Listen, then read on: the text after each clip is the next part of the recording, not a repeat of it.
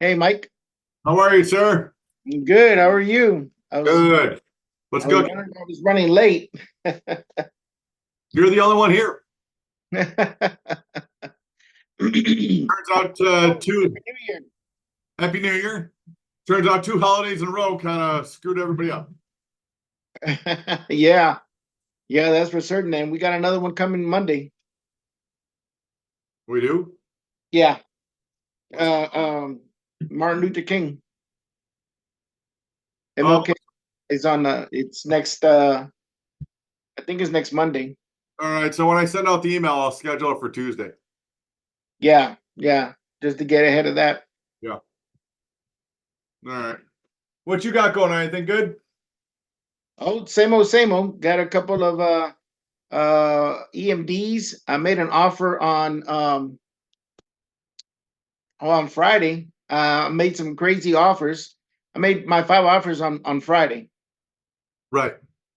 and one of the offers that I made on a property here in San Antonio. I mean, this thing was prime, and one of the things is, I guess it's there's so much opportunity out there that not everyone is going to be, aware of what's available to them, and so I spoke to an agent. Okay, so I called agents there, numbers matched. Uh, I vet the agents. I make sure that that is their number directly and not the office number, because it's a hit or miss with the office number. But if it's their cell phone, you know, they'll pick up the phone or they'll call me back. That's right. And so I vetted the guy, everything was good. Well, it turns out that the property that he has listed, he's the agent and he has an investor partner, and they work on these things together. And so they were not, they were looking for a buyer to, they were looking for a buyer that was going to move in and just, you know, live there. Right. And I'm an investor and stuff like that. So of course, his numbers, it was not a good fit, Right. and so right away he's trying to get me off the phone and stuff like that. But every phone call matters, and so he's Every. and I said, hey, well, have you ever thought of doing that a pad split? Because this thing is 1,600 square feet, San Antonio, um, no HOA, and it is certainly it hasn't had any renovation since they built the place in 1950. I think it was 1958 or something. Wow. Yeah. And so they were trying to sell it for a certain price. And I said, well, have you ever considered this? And he goes, I've never heard of that. I've never heard of that. And so I kind of told him about it. And as I was talking to him, he was online looking it up.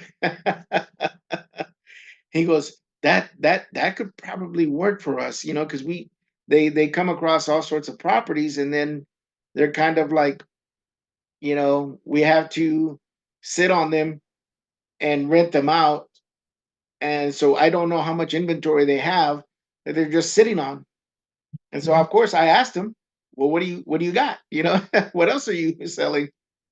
And he goes, oh, we got a few things in the pipeline, but nothing that'll match your criterias. And I'm saying that's fine. And then of course I offered some other services that because I'm a gator, so I offered all these other services. And he was like, at the end of the phone call, I'm training somebody, right? So I wanted him to hear me on the phone. Right. And so he's on Zoom and I'm on the phone with the agent. And I said, wait, you don't let any opportunity get away from you. You just, what's next? What else do I have? What else do I have? What else? Because what you're doing is you're listening to, they always have a need, and we have a way to fill that need, Exactly right. and the young man that was on Zoom, he goes, "You just wouldn't let." I said, "Well, he's an investor. He's just like me. If I was speaking to an agent, you know, it only goes so far, the conversation. That's right. Speaking to an investor agent, a unicorn agent, That's right. you're like, okay, well, hey, we can work together." And at the end of the phone call, I said, hey, is it okay if I follow up with you in a couple of weeks? He goes, no, no, no. I'm calling you in a couple of weeks. Nice. Because and it doesn't matter. Even if I wasn't a gator, there's always something that I can offer, you know? Listen to people, find the problem, solve the problem. That's it. And so Exactly. at the end of the phone call, at the beginning, the young man was listening. He Uh, was he couldn't wait to get you off the phone. And at the end of the conversation, he's like, no, I'm calling you. because so many people are amateurs. Right. So many people don't go through the process of asking questions and listening. Exactly. I Exactly. mean, I met last Monday, New Year's Day, with the sellers of this coin operated laundry I've been working on here in Lakeland, and all I did was ask questions and shut up and let them talk. Yep. After 2.5 hours, I knew everything. I mean, she went and got her friggin' notebooks and started showing me that she keeps her books via a notebook. Oh, wow. You don't have QuickBooks, then I'm not going to use no dumb computer. I'm just going to use this notebook. You So know, hey, I just get out my phone, start taking snapshots of pictures or pages. it worked 50 years ago And it still works today. and it still works today. Now that being said, I'm going to have to go through and get those 2 books. And I actually asked her if she was available yesterday. I would just stop by and just take pictures of the pages and then I'll construct the P&L. Oh, man. Yeah. Um, Hello, guys. Hey, Carol, how are you? Good to I'm see good. I'm you. good. Happy New Year. I was connecting business. Happy New Year. Happy New Year. Happy Happy New New Year. Year. You look nice tonight. Well, thank you so much. I went to a meetup, so I had to look decent. Uh, Joe, how are you? How was the New Year? It's going good. Carol, how is yours going? It's going really, really good. Really good. Really good. I haven't talked to you since last year, Joe. Where have you been? I've been here. I've been here, man. And since, and I, I hadn't heard from you. And every time I pick up the phone, we're over here in the DMV. And I'm like, oh, I know where that is. I know where Yeah, that is. we're trying. We're Yeah, you trying. guys got a lot going on over there because it almost seems like every week I connect with someone new and he goes, oh no, I'm out here in the DMV. And I'm like, But okay. you're in the DMV, but the deals are done down where you at. We're in Yeah, DMV, not doing exactly. deals here. We're doing it down in Texas, Phoenix, all of those, Florida, but not up here. Is that what's happening? I think that's what's happening because Everybody's going virtual. I can't find anything up here, so I probably was going. I was on Keegley today looking at San Antonio, and I said, I need to find something to call you Yeah. because my goal, 90 days goal, is to buy and hold the property that's cash flowing in 90 days, a multi-family deal. I want a triplex or duplex or a single family, but it must be cash flowing for me to get it. And I want to buy it creative finance in 90 days. So that's what I'm looking at. So help me out. I have Florida, Arizona, North Carolina, Tennessee, Georgia, and Texas. And my buy box is 3x2 and 3x2, and it must be sub 2, under 5%, 10% entry fee, something like that. Does that make sense? Yeah. Yep. Yeah. And the multifamily now, I don't know enough, so I want to partner with somebody. Or help me, I'll have somebody help me underwrite it so I can do it. But I need to get something, buy and hold in 90 days because I need to stop paying all these darn taxes I'm paying for all this stuff. I need to have some depreciation or something. I can't afford to be paying Uncle Sam $20,000 every year. I don't have it. So I need to figure it out for 2024. So that's where I'm going with that. Yeah, I need to make some money in the process, but I need to reduce my taxes. Yeah. Short and sweet. You and everyone else. Yeah, short and sweet. Yeah. So that's me. So, Mr. Mike, I was on the phone with a couple out of Dallas, Texas, who wants me to send them information on their coin laundry. They want, yeah, they said, what's the interest? I said, we talk about that. We'll talk about that when we sit down and talk to you. I can't tell you right now. They can figure it out when you talk to them and say if it's a match. Yep. They want to know what's the, is Joe, it, Joe, did you get the update? Yes, I got the update on the coin operating. Yeah, I emailed you and I texted you that day. All cash, drop the price 150 grand. I right, saw. that's what they asked me, all cash. And I said, yeah, it's all cash. And they want to know why. I said, they want to get uncle up. They just want to get whatever it is. But you can talk to the person that is doing this 45 days due diligence right now. And I went down the list. What are you doing? And I said, yes, that's great. Send me the information. Right. You got a name and a number? I'll call them. I have the name and number because I did their, I didn't send them anything yet. But I can send an email and introduce you. Send me the email. All right. I'll send it in and CC you and introduce it that way. And then as, you can, yeah. and as I've been telling everybody, the way that you value a coin operated laundry, and I know I'm repeating myself, but the way you evaluate a coin operated laundry is it's a multiple of NOI. NOI. Net operating income. Net operating income is gross sales minus gross expenses. Okay. Before debt service. Okay. And this property at $1 million purchase price was at a 3.32 multiple. Standard industry minimum is 3. It's 3, This was yeah. at 3.32. When they dropped it to 285 or to 850, 800, yeah. that multiple drops to 2.85. This is buying the property below minimum standard market. When I told somebody I was doing trying to find finance, but they sent me a whole list of stuff. Is the buyer doing this? And I'm like, yeah, all the stuff that you told me that you were going to do, they have it on the list. And I'm like, yeah, multiples of 3 above this, going this, 2 times rate, 4 times rate. Yeah, I said, he knows what he's doing. He's doing his due diligence. That's why we have 45 days. Yes. Yeah. So yeah, that's why I'm getting the interest. I said, he's doing all, he went down the same. I said, don't worry, he's doing all that. I said, he's even going down there randomly to see the traffic and to count the money. So he's doing. That's exactly right. It seems to be happy with that. Yeah. That's exactly right. Yeah. So that being said, yeah, if you've got somebody that is willing to come in with 850 short term, I'll be more than happy to pay, 7, 8, 9, 10% interest. Yeah, it's an older couple from Dallas. They have the money because they said they're in a long term with somebody right now for more than a year. Yeah. A novation, and they're trying to do something else with their funds. Yeah. Yeah, a novation. Ooh. Oh yeah. The thing I don't like about novations, you're not in control.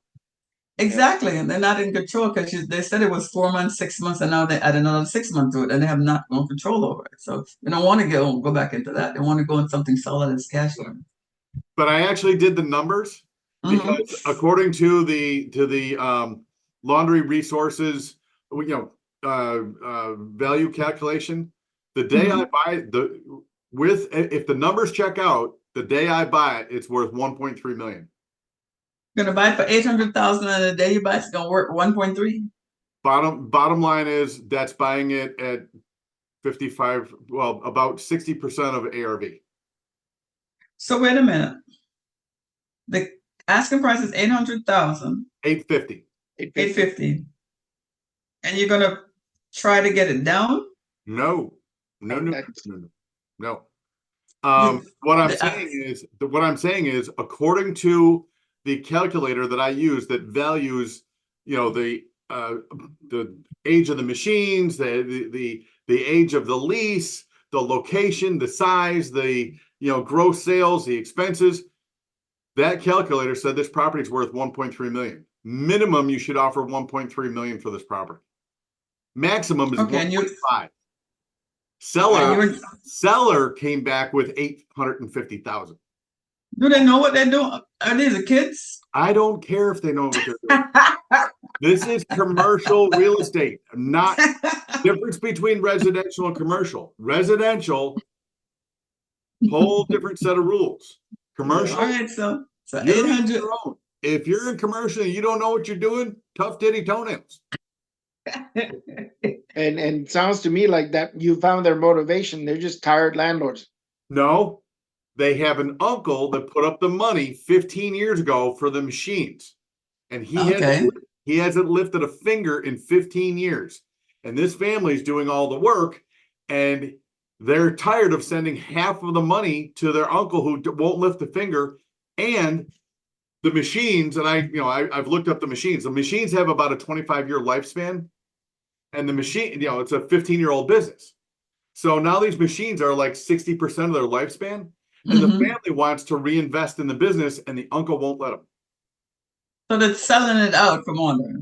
They just want to get rid of the uncle. What do we have here? A motivated seller making an emotional decision. Okay. All they want is out from under the uncle. Right. So they can get the cash and go buy something else. It's more, no, not something else. They're going to go buy another coin-operated laundry because that's what they know how to do. Right. And no uncle. Yeah. Okay. Or, but that's what, that's what they want to do. They're what it is they've realized, and everybody that listens to this when I post this, when you get into business, you'll have a partner once. Only once. Okay. Every single person that's ever got into a partnership that's 50-50, it always ends in disaster. Yeah. Yeah. And the reason why is because it's just like trying to watch Congress manage this country. Bad example. They do nothing. What I'm saying is you cannot manage by committee. Yeah. Organizations need somebody to make decisions. Yeah. A good CEO gathers information, makes a decision. Yeah. If it turns out bad, you make another decision. Make another decision, yeah. If it turns out good, you're a genius. Yeah. Yeah. So you decide up front what you're going to do with this partnership. But the problem is when you have a 50-50 partnership and you can't move forward. Yeah. Unless because one person's like, hey, we need to reinvest in the business to make it grow. And the other one's like, hey, I just want to get my check every month. We're not doing anything. Exactly. And I was just in a Zoom this morning where the investor started a new venture, and he picked up a few partners here and there. And out of everybody, within that group, there was a few of them who came in, partnered up, and then disappeared. Well, the checks are going to keep coming in, and so that person's getting their check, but they're not doing any of the work. Right, because you put money in, and that's it.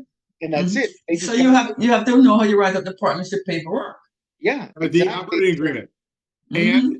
And I started a business. I started an Amazon store with my girlfriend. We're 60-40 partners. She's 60% owner. I'm 40% owner.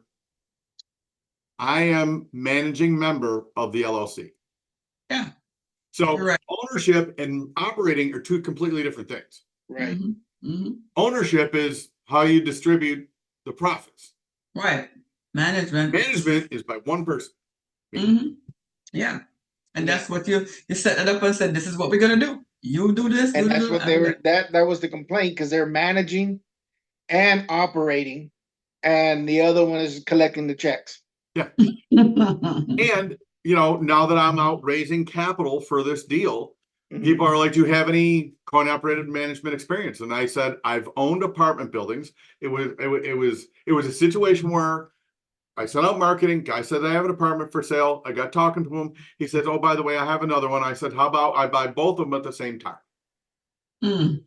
Each one had its own coin operated laundry. It was only 4 machines, but it was 2 separate coin operated. So there you go. You have a lot of experience. They don't have to know what was in there. You have experience. I tell people this is my first foray into standalone coin operated laundry, but I know how to run a coin operated laundry. Granted, it was 2 of them. It was only 4 machines, but it's the same process. It's the same process. This one, you just get more money, but it's the same process. And that's how I learned add-ons. That's how I learned to put in a vending machine to sell the soap and the all the stuff that it takes. Exactly. Add-ons. That's how I learned to put in a Pepsi machine and a Coke machine and a salty snack machine.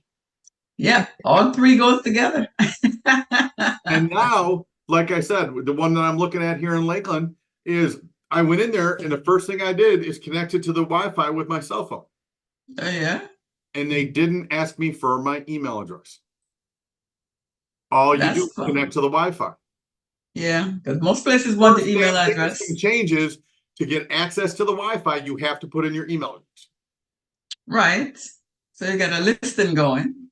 Exactly. And that email list will grow and grow and grow and grow and grow. Yep, that's true. And then you can do specials, you can do, I mean, there's all kinds of profit centers. All kinds of stuff you can get from that. Yeah. And that's the cool thing about this particular coin-operated laundry is when it comes to coin-operated laundry, there's really three main profit centers. All right. There's the machines, the self-serve laundry. There's the retail wash and fold.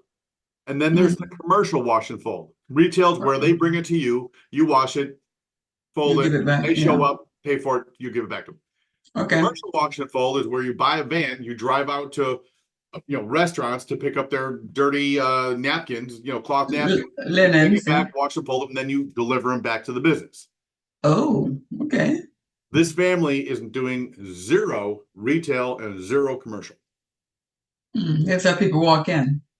Of the three main profit centers, they're only utilizing one. Mm. Yeah, it's knowledge. If you have the knowledge, you can get far. If they don't have the knowledge, then they're losing. It just takes somebody to go in there with the knowledge. The coin operated or the soda machine, they have one Coke machine, and that Coke machine dispenses 20-ounce Coke bottles. Sam's sells 16-ounce Coke bottles. Yeah. The only place you can get the 20-ounce Coke bottles is from the wholesaler in Tampa. Wow. Which is a 40-minute drive from here. So you just go in and change the machine. So you put smaller ones in Change there. the machine. You put in the size that you can buy at Sam's or right or Walmart or wherever. So you're buying your sodas at wholesale. Yeah. The people are going to spend the exact same amount of money for a 16-ounce bottle as they will for a 20-ounce bottle. Exactly. And even if you have it up, they're still going to buy it because they're sitting there for 2 hours. They're going to need something to drink. And studies have shown you put in a Coke machine, people that want Coke will buy Coke. People that like Pepsi won't buy a Coke. You put in a Pepsi machine, people like Pepsi will buy a Pepsi, but they won't buy a Coke. Vice versa. You put a Coke machine and a Pepsi machine, you'll sell twice as much of both. Yep. And then what do you put in the middle? A salty snack.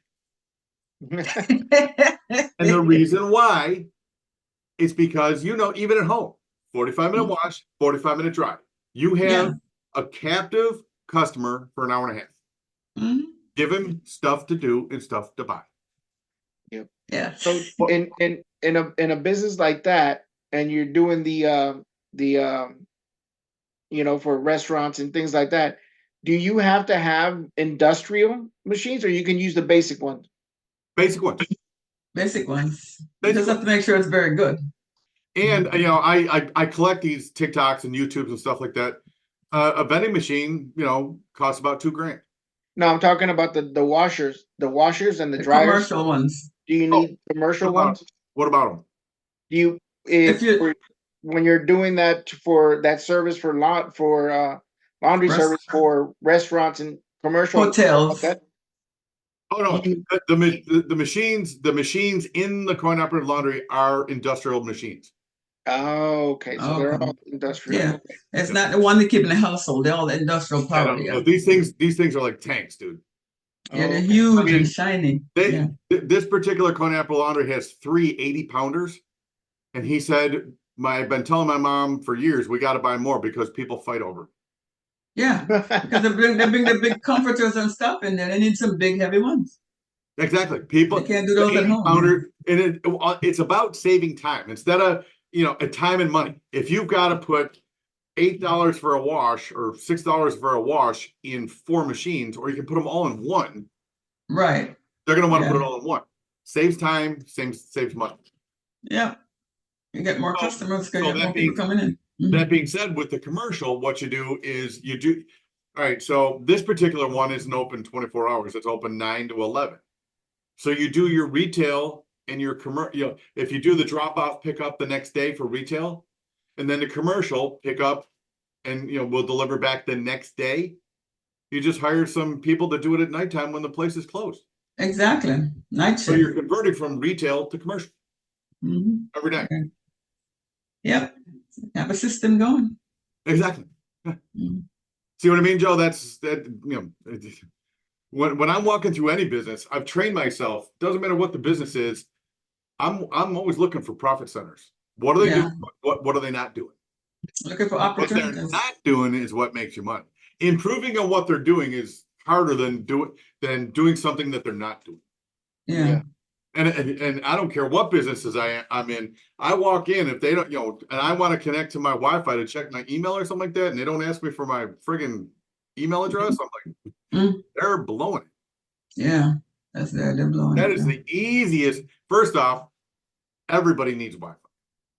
Yeah. Mhm. Yeah. Second, it's the easiest way to get an email address because you're exchanging value for value. Exactly. Once you have Mhm. their email address, you've got a customer for life.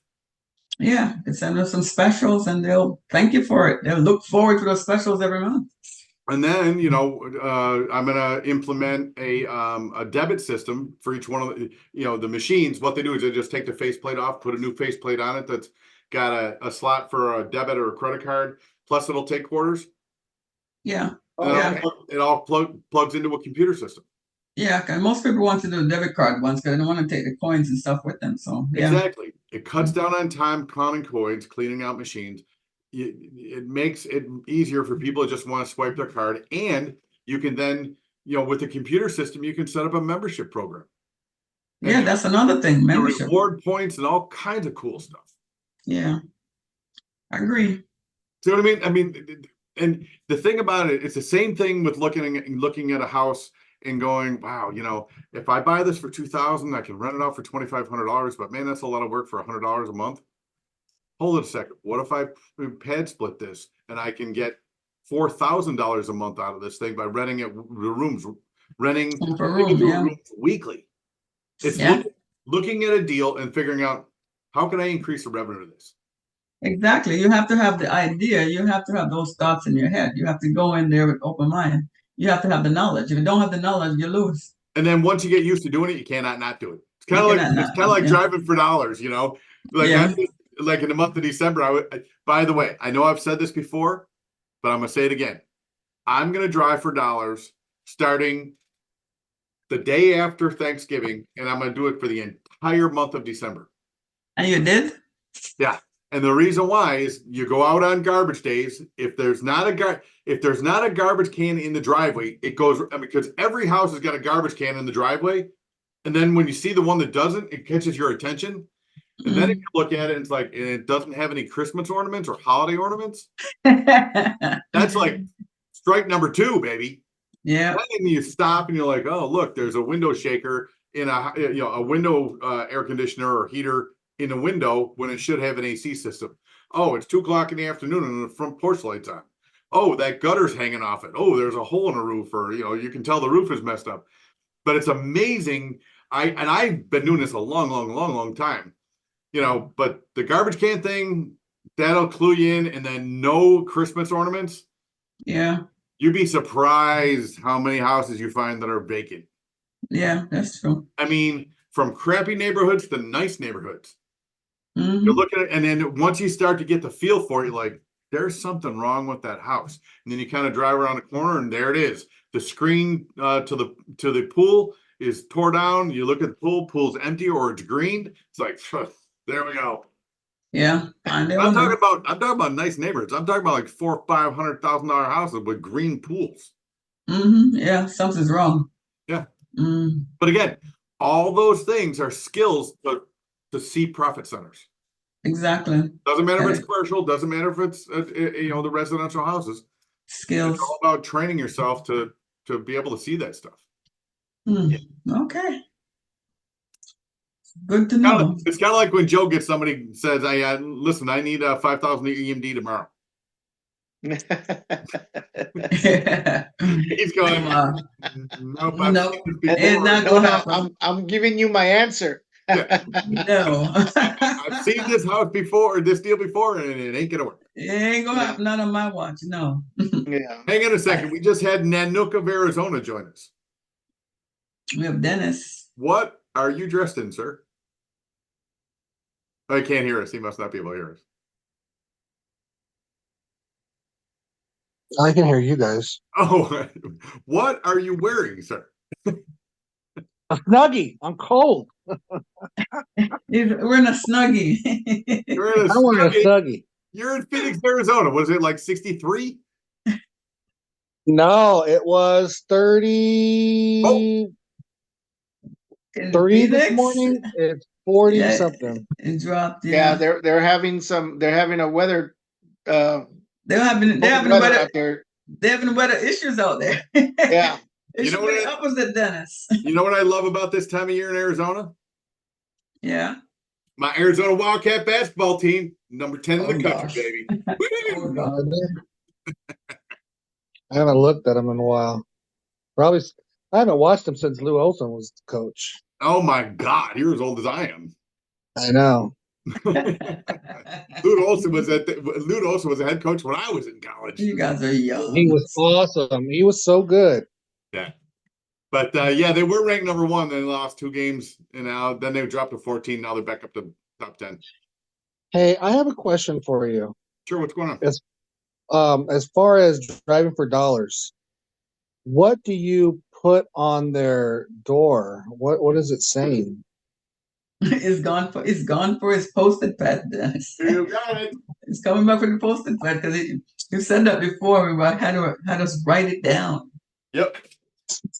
Well, I'm not paying for driving for a dollar app. That's expensive. No, you guys. write It's your like own. You write your own and put it on the door. You don't need it. You don't need it. I've used them, and you don't need it.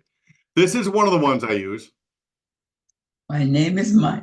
It says, "Hi, my name is Mike Grady." Some people just put their first name. I put my last name. I don't care. Hi, my name is Mike Grady. Please give me a call. I had a quick question, and I put my phone number. Just Okay. it. A quick question. Now, another one that I use is, "Hi, my name is Mike Grady. I'd like to buy your house. Please call me at phone number," and then I sign my name, or just MG. Simple, Okay. short, and easy. Yeah. So when I go, this one I really use more for foreclosures, because obviously when people in foreclosure, they don't want to sell their house. But if you put this on a vacant, or you put this on a foreclosure, people can be like, "What the heck is this?" Especially if there's an HOA, they think it's the HOA. and they don't want to mess with HOA. HOA would take their property in a second. Because an HOA gets notified when a house goes into foreclosure. Yep. Mm-hmm. And I've had people call up like, "Hey, are you like from the HOA?" I'm like, "No, my name's Mike, and I buy houses, and I was driving you through your neighborhood, and I really like to buy your house." I don't tell them that they're in foreclosure; they know. They already know. Yeah, but then the other one, the other one I use for driving for dollars when I'm just looking for vacant or rundown houses is, "Hi, my name's Mike. I'd like to buy your house. Please call me at this phone number. Thanks, Mike, and then P.S. Please call." Yeah. Well, Yeah.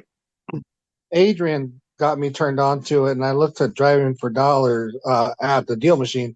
I was just like, this is way too much. 90 bucks. Everything is 90 bucks. I noticed that with 97 bucks. 97. Yeah.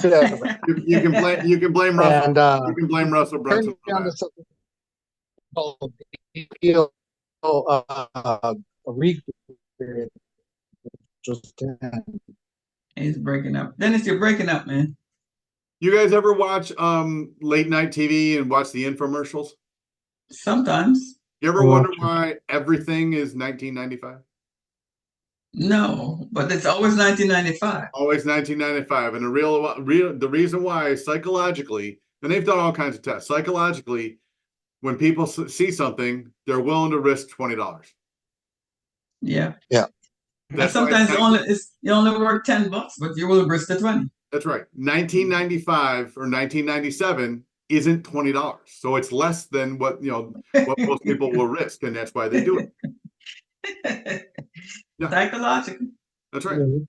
What dialer are you using, Mike? The last dialer I was using was the batch dialer. Batch dialer.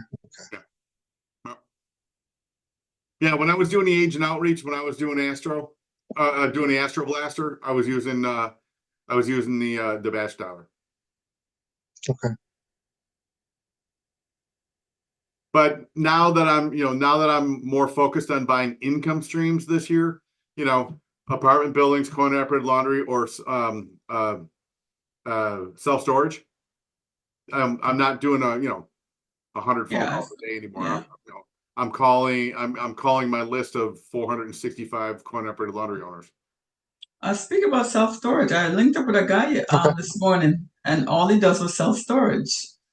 And I wanted to get some more information. I didn't know that's what he does, but that's what we talked about 30 minutes. It's a lucrative deal. So he's inviting me to one of the Zoom on Wednesday to listen to him. So Good. I will That's a pass good information to one. you. Yeah. That's a good one. Yeah. Yeah, if you can send me the link, I'll sit in on that one.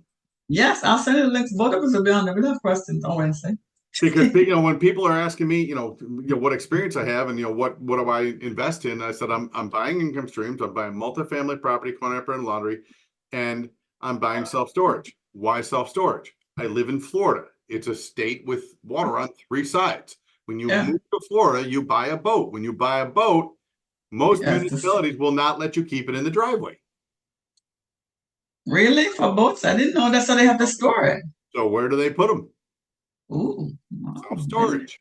Yeah, and he was saying that it's just like you buy a multifamily deal. You get a cash flow, but you don't have to deal with that kind of maintenance as for the storage. You don't have to be talking about somebody's toilet and stuff, but you still have to maintain as the property, so it's less. The thing with coin-operated laundry, you got to be there once a day or once every 2 days to clean out the machines and restock the quarters. Yeah. With self-storage. With multifamily, you got to talk to your customer once a month to get the rent. With self-storage, you talk to the customer once a year and you get paid. when it's on the deal. Yeah. And then when you're trying to put them out, that's it. You don't have to do that. You talk to them once a year and you get paid every single month. Right. And you don't have to do that much maintenance on it. Yeah. Yeah. So it's truly passive income right there. And people that own, $250,000 RVs, they don't give a crap about $100 a month.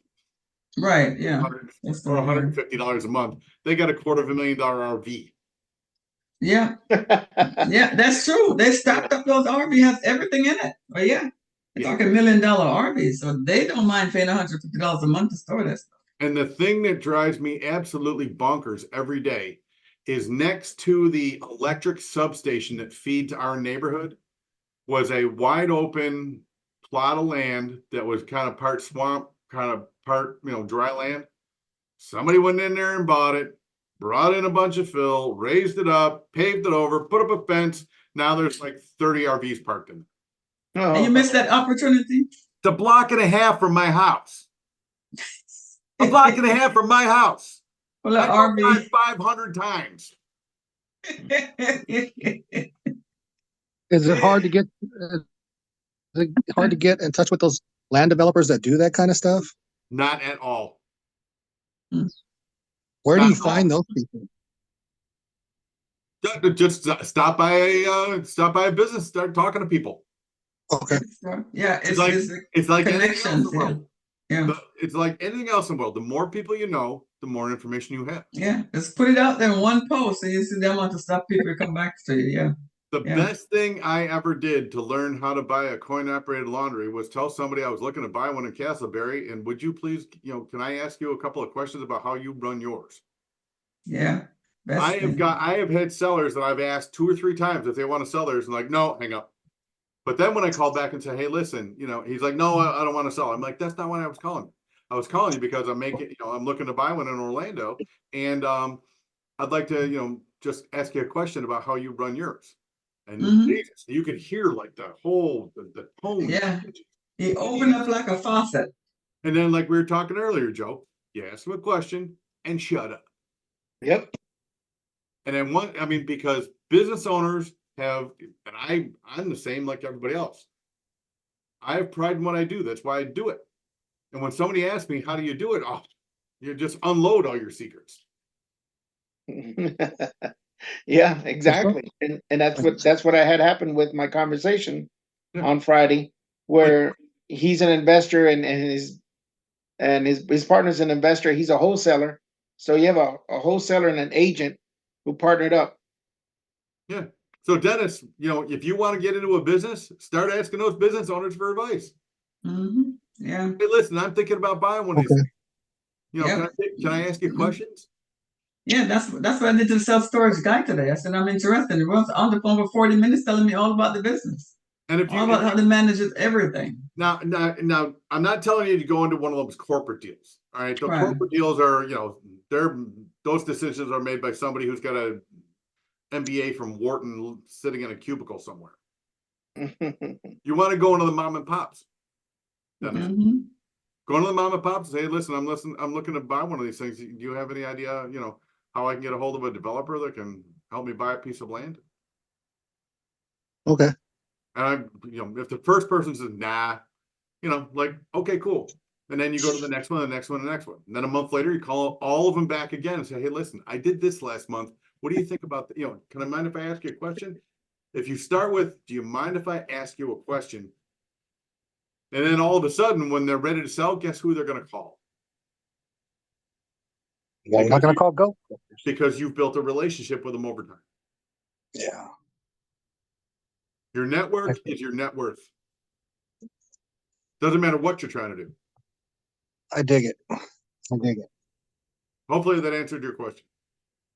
It did. Because we were looking at that gas station up north by Prescott, and then I talked to the manager at one of the gas stations over here, and he didn't know anything. I was like, well, do you know what gallons are coming out? How much gallons are you coming in? He goes, no, that's all part of the corporate. They take care of that. I'm like, what?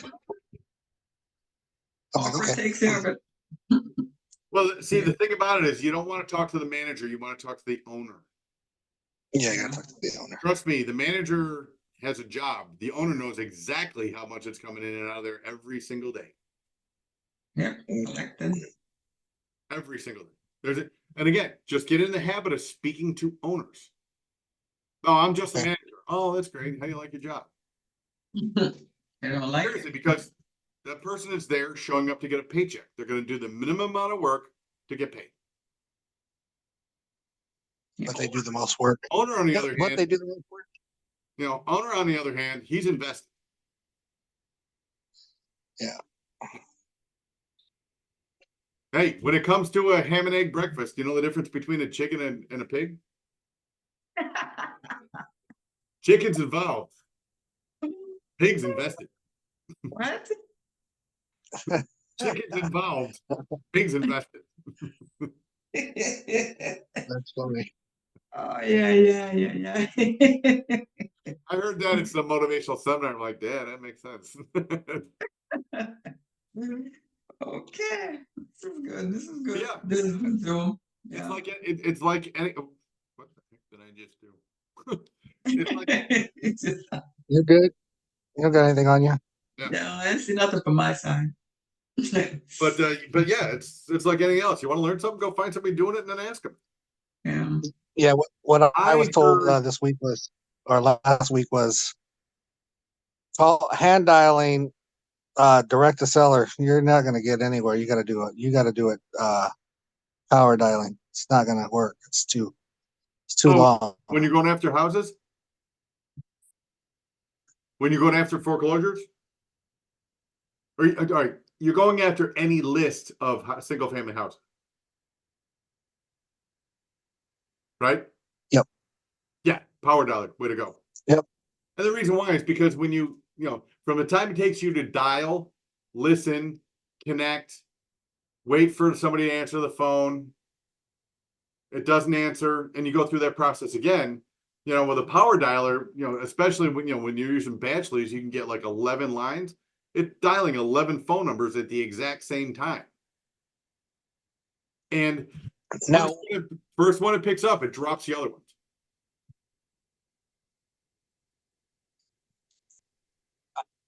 okay. So then in batch, once once you're done with the call, you put in your notes, you put in you tap your different buttons to qualify the lead, and you hit go again. It dials 11 phone numbers at the exact same time. Now you don't have to. You can do 3. I had 11 lines going at the exact same time.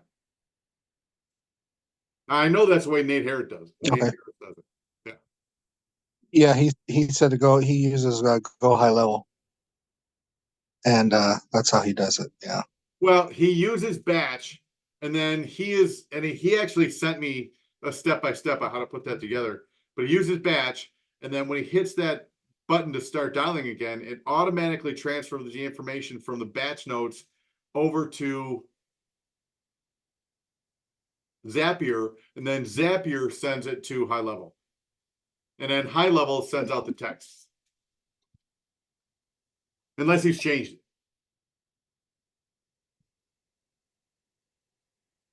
And what that is, it's just kick-ass follow-up via text. Why does he do text? Because text gets opened like 800% more than email. Exactly. That's true. A lot of people go to the text before the email. An Astro Blaster is great, but it's expensive now, and you only get one market.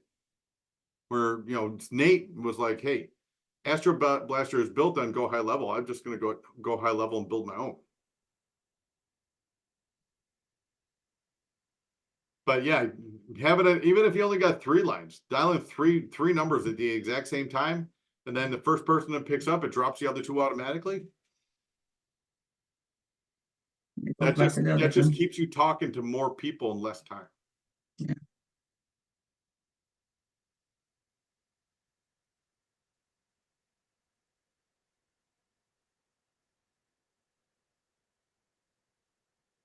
So hopefully that answered your question. Yeah, that was good. That was excellent.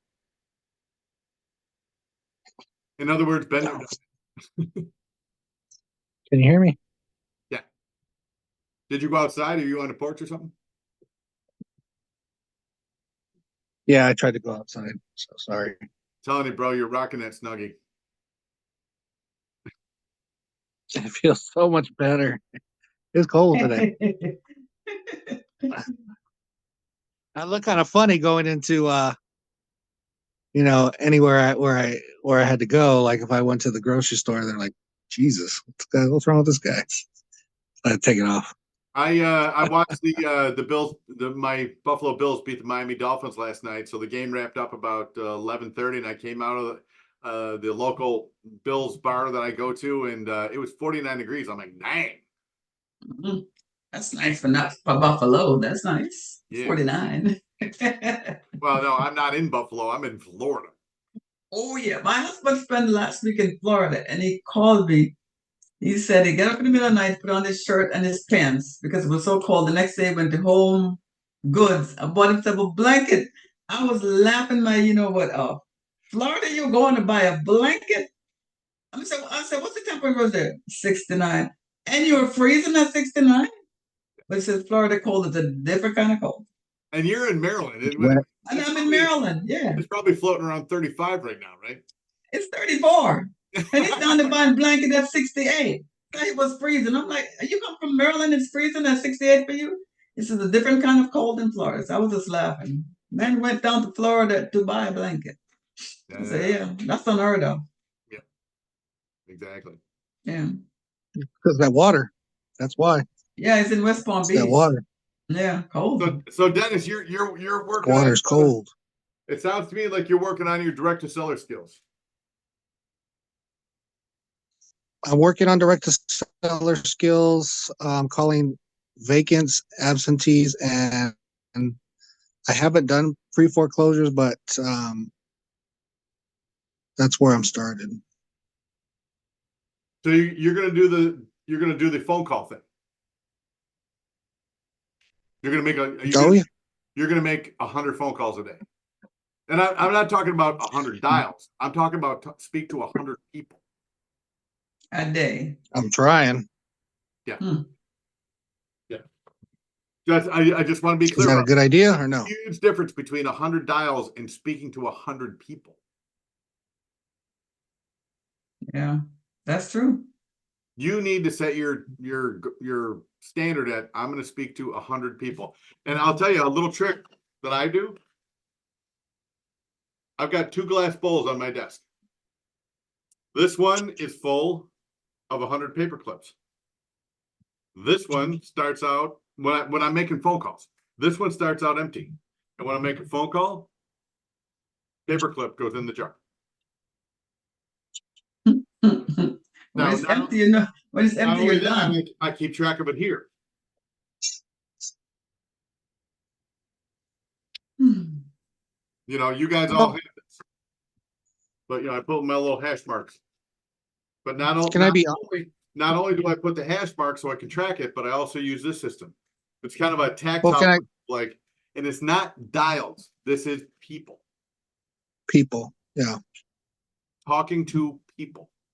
Well, here's what I've learned since a year. When I talk to agents, I can get the LOI out, I can get the contract out. That's no problem. It's getting it closed. So, but getting it closed is the pain in the butt part. Talking to people is pretty easy as far as agents, because agents usually call you and they respond.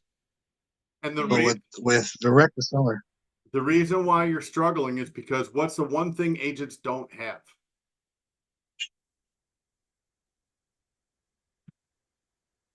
Let's go back to the lead sheet for every single person you speak to. Mhm. It's right there. What is it?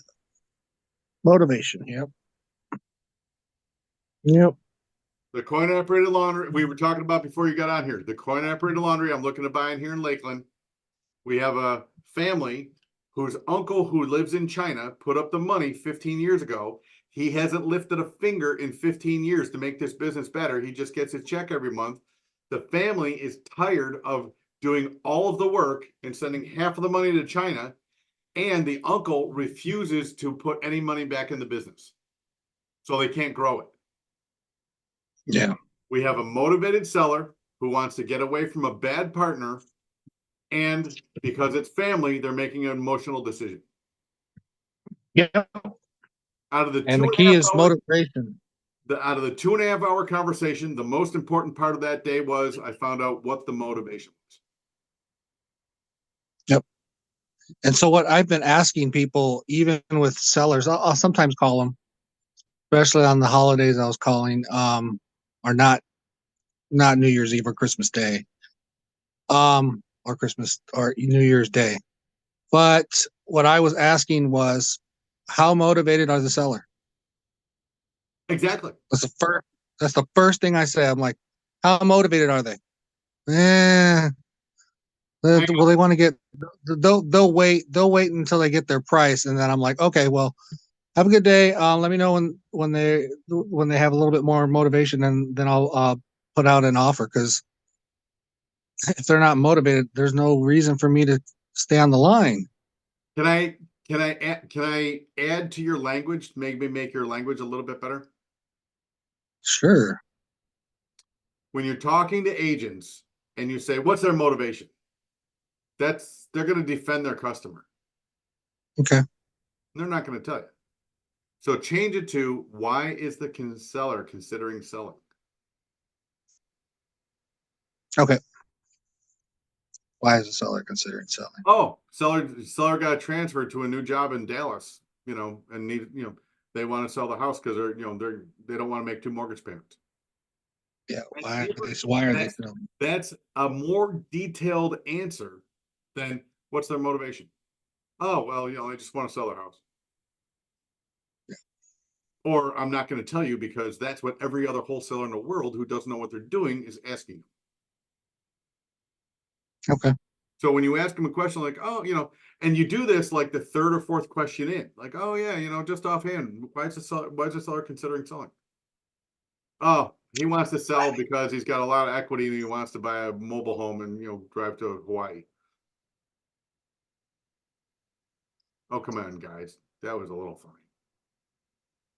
If he wants to sell, if he wants to sell in Hawaii, well, good luck.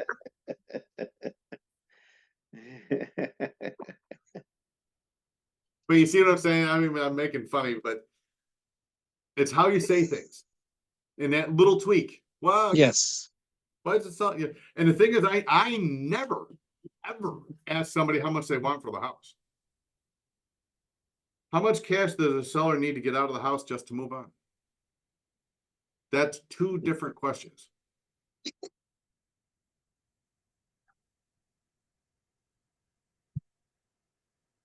Yeah. How much money do they need to How buy much a house? cash, not money, how much cash does the seller Cash. does the seller need to get out of the house to move on Move and just on. to move on and just be done with it? And you ask that question after you've asked them, why is the seller considering selling? Oh, you know, they're just tired of the neighborhood and they want to get another house. That's not motivation.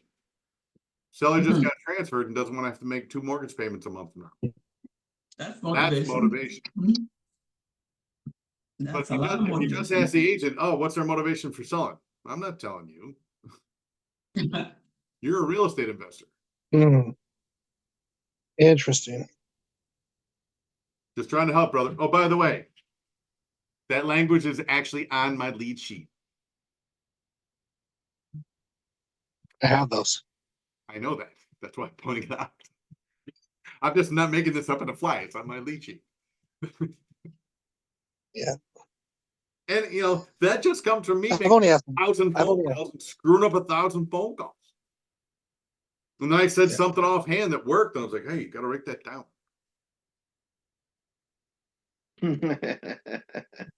Yeah, exactly. Yeah, the conversation that I had here recently, the guy's like, hold on a moment, hold on. And I said, okay. And I'm listening and listening. And he's like, it was okay. And I said, everything okay? And he goes, yeah, I'm just taking notes. And that's because you were probably giving him a lot of information. Yeah, I was giving him different information from what we were talking about. He was talking about selling, and then we moved the conversation on because I was listening to everything that he was telling me, you know, and then offering a solution. Yeah. And when I offered that solution, he's like, okay, hey, do you do that? And I'm like, yes, yeah, we could do that. You know, and I said, all you do is just register, see if you qualify, and they'll the next, they'll tell you what to do next. Yeah. You know. Get away from asking yes and no questions and ask open-ended questions. Open-ended means they've got to give you more than a one-word answer. Yeah, exactly. Like what type of funds are you looking, for, Yeah. why do you need those funds? Yeah, exactly. When, why, how? Mm-hmm. Yeah, or yeah, what is it? What, when, why, how? Yeah, and I mean, and he told me all of that: the what, when, why, and how. He says we need to get out of this deal now. So you do that, Joe? Yeah. And then your next thing is ask him a question. Well, what do you need the money for? When do you need it? What are you Yeah, going to use it for? What, when, why, how? yeah. And it's so crazy that you're so used to doing these things that you don't even think about that anymore. It just comes naturally because you've already created that habit. You create the habit. The first habit you need to create is what you keep saying, Mike. Exactly. You keep saying that's why they gave us 2 of these. Yep. One of this. And use them in that proportion. Yeah. Yep. People love to talk about themselves. Ask them enough questions until they start. They'll tell. Start They'll have to answering talk you. about themselves. You're right. And the other thing, and this comes right out of How to Win Friends and Influence People by Carnegie. The sweetest sound anybody's ever heard in their whole life is their own name. Yep. That one name. Just, if you meet a stranger, just try to figure out how to get their name in the conversation. Call them by the name. Hey, hey Jeff, can you give me a little idea of the condition of the house? Oh, okay. Hey Jeff, I was just wondering, when are you looking to sell? When are you looking to looking to be done with this? Hey, Hit them Jeff, with the name. can you give me an idea why you're looking to sell? Hey, Jeff, see how you started with hey, Jeff, and a question. Hey, Yep. Start it with the name. Interesting. Yep. I'll use that. Yeah, it's a lot of, and again, it's going to feel like Joe was alluding to. It's going to feel awkward as hell until you get used to it, and then once you get used to it, you can't stop doing it. Yeah. Yep. Because You're just creating a habit. it just becomes a habit. Yeah. I was in And a again, Zoom where the instructor, the host was in the Zoom, and they were role playing. And the person that was playing the part of the buyer for the property he was there, and you didn't hear too many ums and ums, in there. He was just going from one to the other, and of course, he went over the 4 pillars and covered all of that. But that he would just get caught because he was thinking about what to say next. I said, Yeah, and that's where the and the was coming from, and the instructor told him that. So when they asked me my opinion, what did you think about his call, this little interaction we had? And I said to the guy that was talking, I said, "You're there. You're creating the habit. You're still having to think about the questions you asked, but at least you covered them." yeah, And I told him, so, and it's like you said in that book, How to Win Friends and Influence People, right? Is you edify people. And I said, and the host here is really good at what he does, and that's why he can hear how close you are to making this a habit. So then after the host is like, "Hey man, you need to come back and thank you for your insights and all this other stuff." So I'm pretty good at in those types of scenarios and stuff like that. So but you're listening. It's a habit that I created. Mhm. let me give you another little nugget, and this isn't on my lead sheet. It's just something I do, and I'm going to give you a real life experience.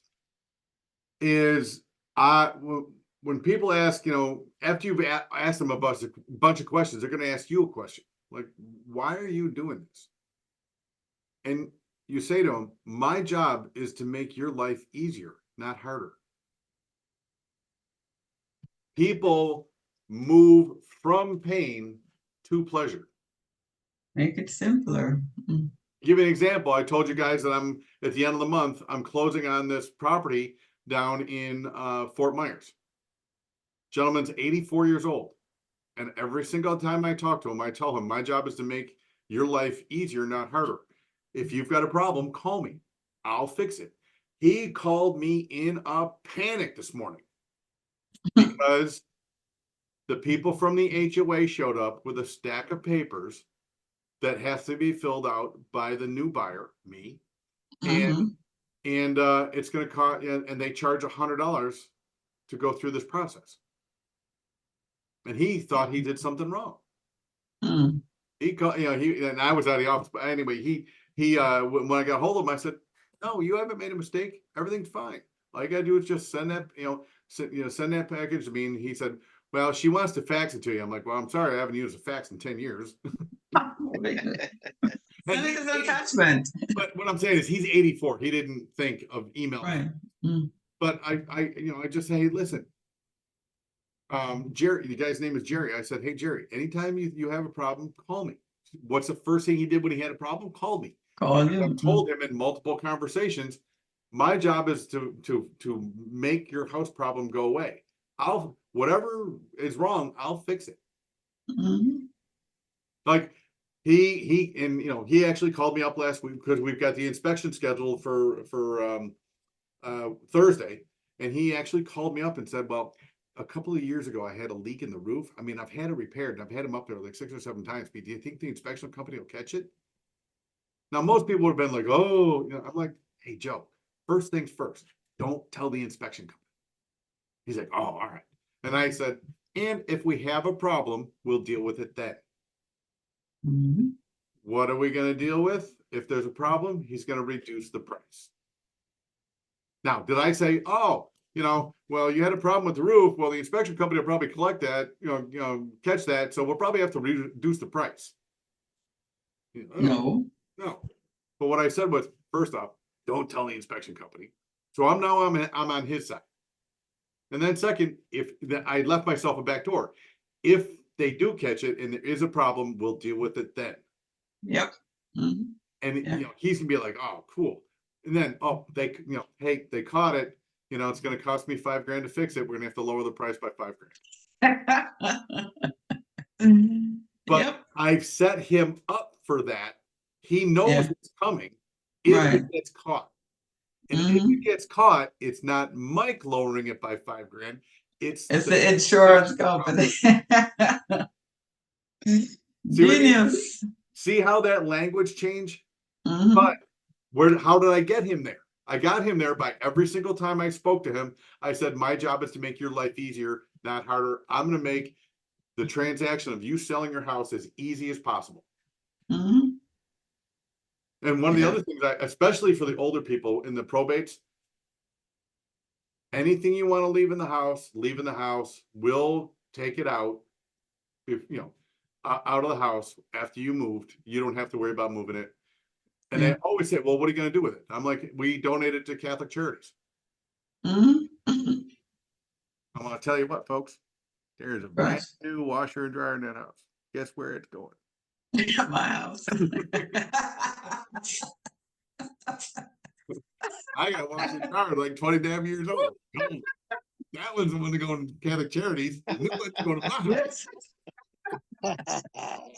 Like My house. That's where that's going. mi casa. Or I'm selling it to get myself a profit. You make that offer to people because it follows with my job is to make your life easier. Mhm. My job is to make your life easier than harder. I'll solve any problems. If there's anything you don't want to move, I'll move it for you. I'm going to take it, give it to a donate Charity. to Catholic charities. Mhm. People love that. Mhm. I got a $450,000 or $450 scuba tank that way.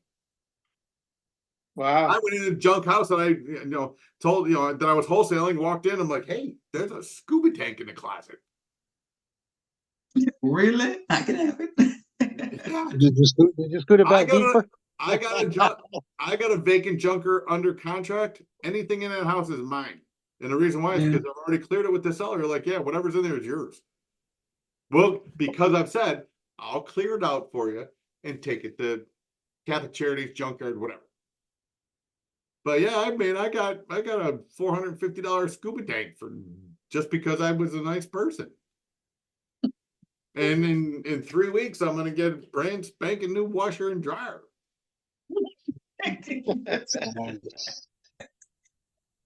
I love wholesaling. I love wholesaling junk houses. And guess what? Wholesaling, wholesaling houses that will retail for $325,000. You get better stuff. Yeah, you get rid of stuff. I'm moving to Lakeland, Florida. They got But stuff down there. the thing about it is when you're in the wholesaling business, people are when you're dealing with people with house problems, they just want to get rid of the problem. So any problem they have, I'll take care of it. Mhm. You got a problem, I'll take care of it. Yeah. Anything to make their life easier. Exactly. Mhm. And then Okay. they don't care at all about the discount you're getting because you're solving the problem. Yep, that's true. I Just agree. so Dennis, what I'm saying is just get that mental picture in your head about find out what the problem is and then tell them I'm going to make your life so easy you're never going to know you owned a house. Okay. It's a That doesn't work, call me, I'll help you. yeah, it's a mindset. It's a mindset of find the problem, solve the problem. Okay. And again, where do you find the problem? Problem's in the motivation. It's the most important part of the lead. And people won't tell you that until they trust you. And the way they trust you is you ask them about, what's the condition of the house? And that question right there starts pointing out problems. They're going to tell you every problem they have with the house. Mm. What's the problem with the house? Timeline. Well, you know, I just got transferred to a new job and I don't want to have 2 mortgage payments. Problem.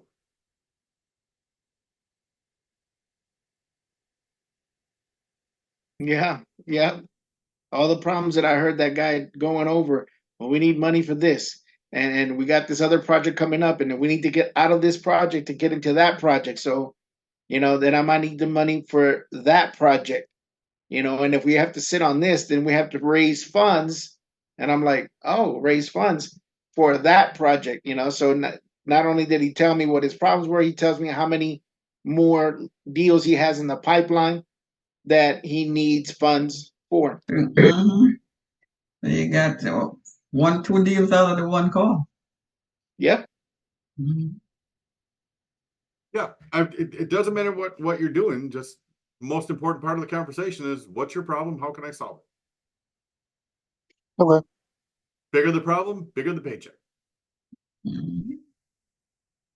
I did a driving for dollars, and one of the guys stopped me, and then next thing I know, I was in his house looking at his house. Motivation. Day, Yeah, you're in this house, so day, day 2 of driving for dollars. Yeah. You going out on garbage days? I'm sorry. You going out on garbage days? I have to find out what the garbage day is for there. I was just sometimes I want to get out of my office, so I just get in my car and then go drive for dollars. So that's what I did, and it was right by my house. So it was third. I went to an older neighborhood, So here are and the so tools. Here are the tools that I use for driving for dollars. I've got one of these contractor holder things. and the vest. Yeah. Open it up. Notepad, yellow pad, sticky notes, sticky notes.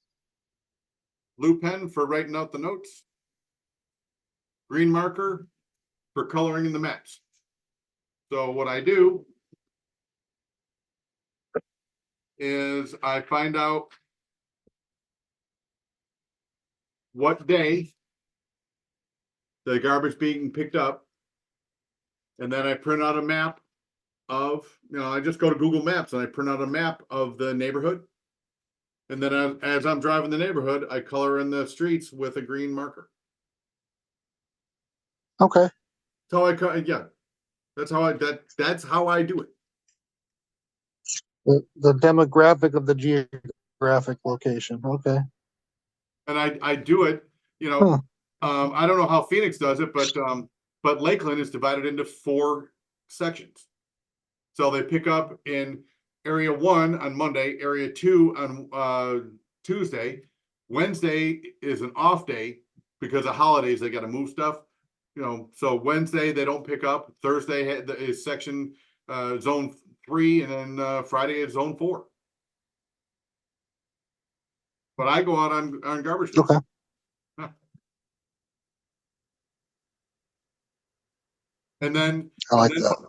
And then when I come back, I send them a yellow letter. Hi, my name's Mike. I'd like to buy your house at, put in the address. Please call me at, put in the phone number, your call tracking number. Write thank you, your name, P.S. Please call. Mhm.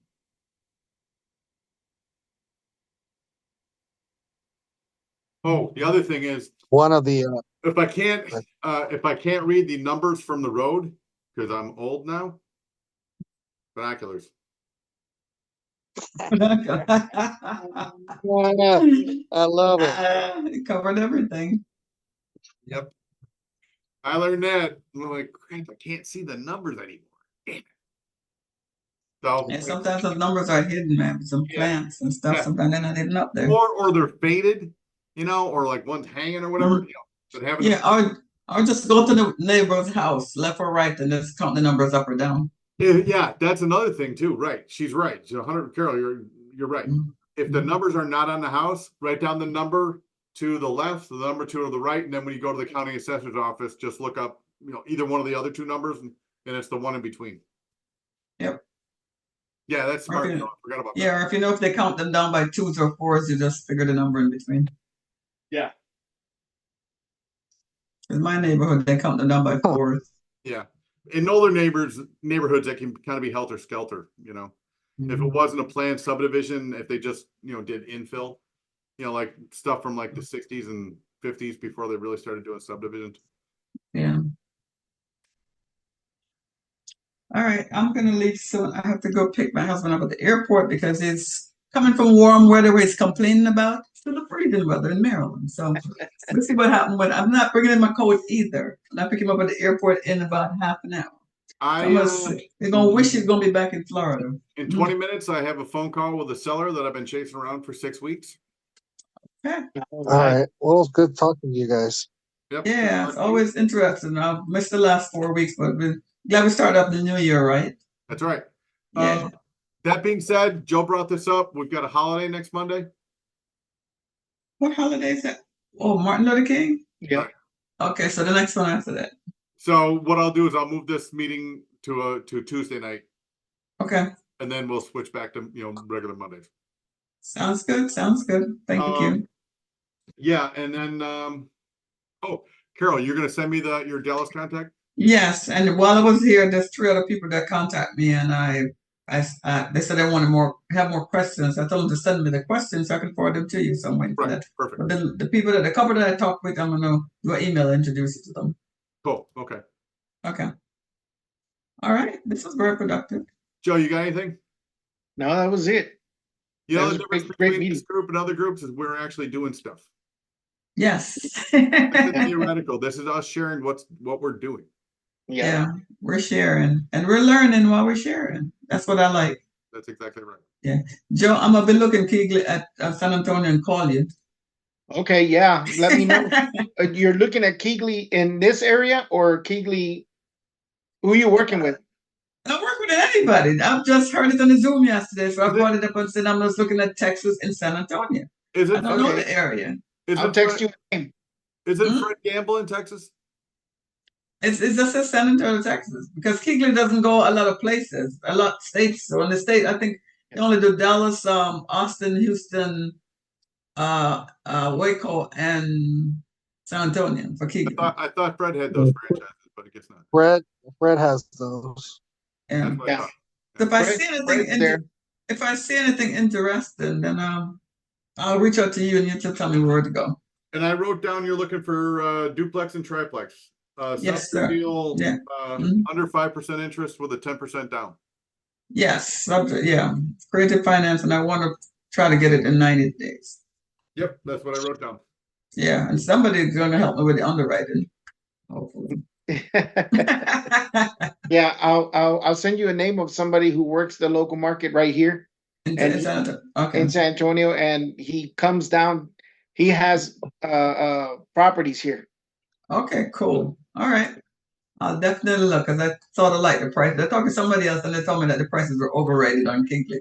But if I live in Maryland, I see what it's down there. I always thought the prices were good, but I guess for the area, he said it was overrated. So we'll see. Okay. All right. See you guys. Thank you, There's guys. more- Bye. Did you have something else, Dennis? No, I was saying there's more buyers than just Keegley. So Okay. I'm looking on New Western, I think. I haven't looked at it yet, but that's next on my list. New Western's wholesalers. Okay. It's good to mention these things so I know what I'm doing. Yeah. New Western's a company that does wholesaling. Okay. yeah, they're just like Keegley. They're gonna want the majority of your wholesale fee. Okay, and I heard the prices That's are a little. just what I've learned in the 1 or 2 deals they've Okay. I look at everything and make the best decision I can, and ask for help. If you guys have more experience, you can tell me, just like you're telling me now. So I'm grateful for that. Thank you. If you find a deal that you want to wholesale, go into PropWire, put in the zip code, go over to then put in your filter for single family, then Mhm. go over to the others filters, go down to individual owners, own 10 plus properties, more than 5 years, and you're going to get a list of all the people who own more than 10 properties in that zip code.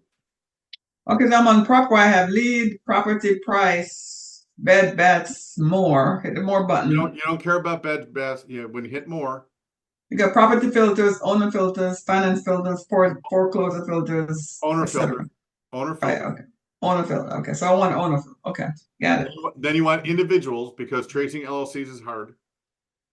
So I go to owner. Select individual. Oh, when I hit owner, I have owner, absentee owner, owner type, cash buyer, all that. You want absentee owner, And individual. individual, and then see where it says properties owned, minimum, maximum, Yes. minimum 10. Okay. Those are serious landlords. I never actually go down that far, so good. Okay. My orders. You'll find all the buyers you could ever possibly want. Yeah. Thank No. you so much. If Even tax If you're gonna delinquent buy, on you there. gotta call every one of them and pitch your wares, but that's how you get a list of them. Yeah. It's a good start. It's January. Good things. Right. New year. That's Let's right. go All right, $1 guys. this year, you guys. Yes, yes. Thank you. I wanted to 10 grand per month starting this month. So I'm doing my due diligence. I'm following up. I have nothing else to do. I have no W-2 job. So this is it. I gotta go. That's right. All right. All We're here right. for you if All you right. need anything, call us. I will. Thank you guys. See you next Tuesday. Bye-bye. All right.